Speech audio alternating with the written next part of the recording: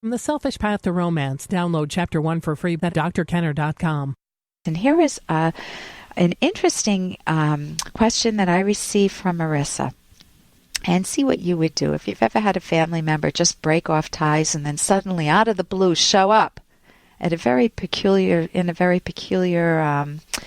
situation. See what your response might be. Dear Dr. Kenner, my oldest brother stopped associating with the family because he doesn't like our mom. We had not seen him for over 10 years. Then out of the blue, he calls me and my sister and tells us that our father was Native American.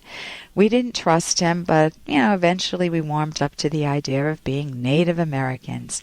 But he's still out of their lives, mind you. Then he broke off ties with the tribe. So not only did he break off ties with the family, but he broke off ties with the tribe. And the tribe wants nothing to do with us now. We heard that my brother stole money from these people. Today, we buried my youngest sister.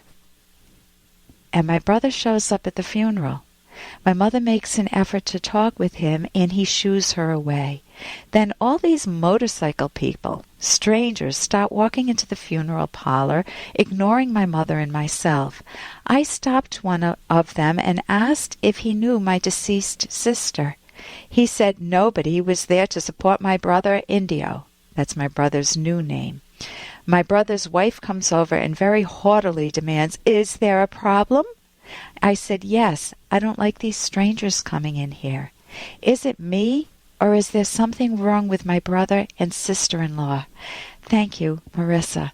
Marissa, I think you've answered your own question. When you lay out all the facts like that, you're not the one that's breaking off ties with the family. You're not the one that has to hook up with a Native American tribe. And then you're not the one that, and we don't know if he did this or not, but allegedly stole money. You're not the one that's rushing into a funeral after not seeing your sister, even your deceased sister, for 10 years, and suddenly bringing a whole entourage of people that don't even know the sister and are there for your support, but they don't like you. I don't know. There's something really strange going on in his life, not yours. The strange thing in your life is that you don't understand. You don't have enough data to understand why, I'm assuming you don't, why he broke off with your mother in the first place, why he's acting so irrational. And you have every right to have raised the question with your sister-in-law, if you want to call her that, because they certainly don't act like a brother and a sister-in-law or a family.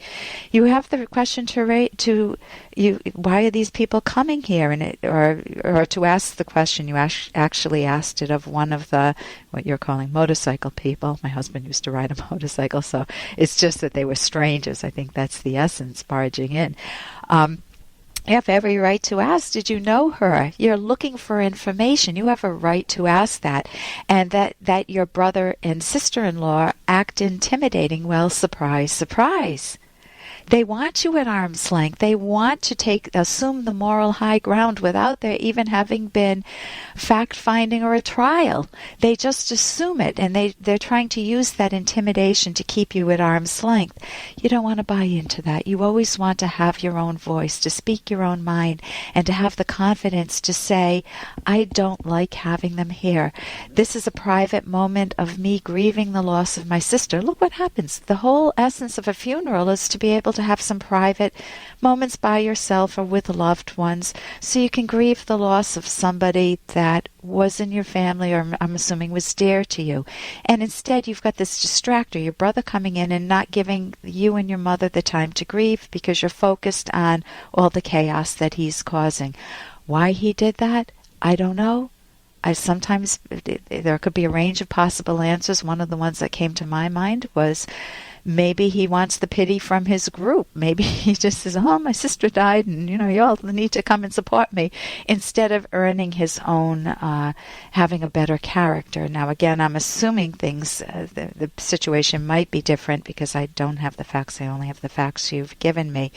But I would grieve for your sister with the loving family members. I would not consider him a brother because he's not acting like a brother. People have to earn your respect and create a bond together that's an emotional tie that lasts over years, and they build trust, and he's done everything but that. So he is biologically your brother, but he's not acting like a brother. He's a stranger to you.